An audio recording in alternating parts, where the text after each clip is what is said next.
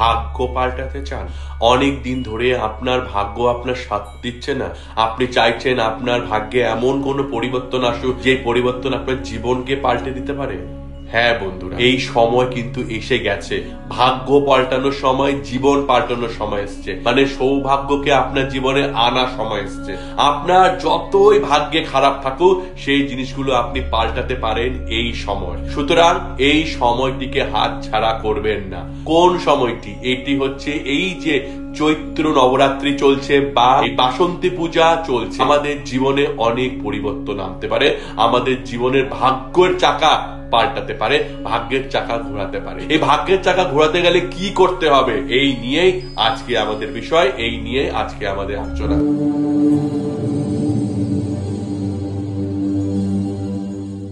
নমস্কার বন্ধুরা, তাহলে আজকে আলোচ্য বিষয়ে আসা যাক।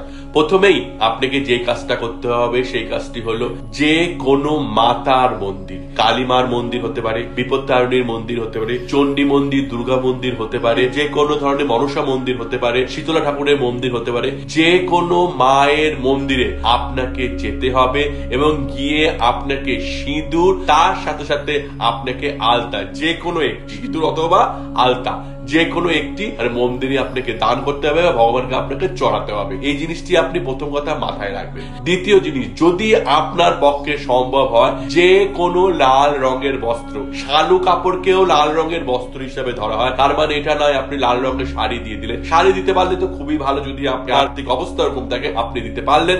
আপনি যদি না দিতে পারেন, শালু কাপড় দাম খুব কম হয়, আপনি যে কোনো দোকান থেকে নতুন কাপড়, শালু কাপড়, লাল রঙের কাপড় কিনে নিয়ে গিয়ে আপনি ভগবানের মন্দিরে দান করবেন। এইবার যে কাজটি করবেন সেই কাজটি হলো সেই সিঁদুর থেকে অল্প একটু সিঁদুর দান করার পর নিয়ে আসবেন। যদি আপনি আলতা দান করেন সেখান থেকে অল্প একটু আলতা আপনি চেয়ে নিয়ে আসবেন। আর যদি আপনি শালু কাপড় দান করেন সেখান থেকে অল্প একটু শালু কাপড় আপনি কেটে আপনার সঙ্গে নিয়ে আসবেন। নিয়ে এসে সিঁদুর, আলতা বা শালু কাপড় যাই আপনি আনুন, সেটিকে আপনি আপনার বাড়িতে রাখবেন। কোথায় রাখবেন?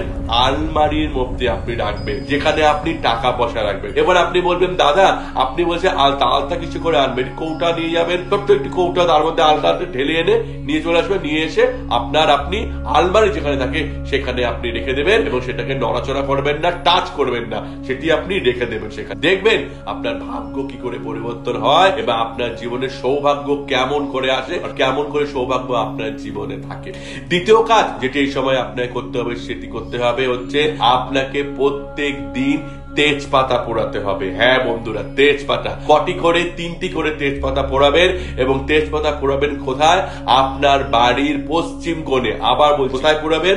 আপনার বাড়ির পশ্চিম কোণে। আপনার বাড়ির পশ্চিম কোণে নিয়ে গিয়ে আপনি তেজপাতাতে পোড়াবেন। তেজপাতাতে সমস্ত পুড়ে গেলে আপনি সেই তেজপাতা নিয়ে গিয়ে ছাইটিকে বাড়ির বাইরে আপনি ফেলে আসবেন। এটি দ্বিতীয় কাজটি করবেন আপনার সৌভাগ্য পাল্টানোর জন্য। এবং তৃতীয় কাজ যেটি আপনি সৌভাগ্য পাল্টানোর জন্য করবেন সেটি হচ্ছে প্রত্যেক দিন আপনার স্নানের জলে আপনি অল্প একটু গোলাপ জল দিয়ে আপনি স্নান করবেন। দাদা আমার বাড়ির আশেপাশে গোলাপ জল নেই, আমি কি করব? গোলাপ ফুল কিনে আনবেন, গোলাপ ফুলের পাতা সহযোগে স্নান করবেন, একই ফল আপনি পাবেন, কিন্তু প্রত্যেক দিন আপনি এক কাজটি করবেন। এবার একটি গোলাপ ফুল কিনে আনলে সেখান থেকে 2টো পাতা সহযোগে আপনি স্নান করে নিলেন, তারপরের দিন আবার 2টো পাতা সহযোগে আপনি স্নান করে দিন। যতদিন না চৈত্র নবরাত্রি বা আমাদের বাসন্তী পূজার দশমী আসছে অতদিন পর্যন্ত আপনাকে এই কাজটি করতে হবে।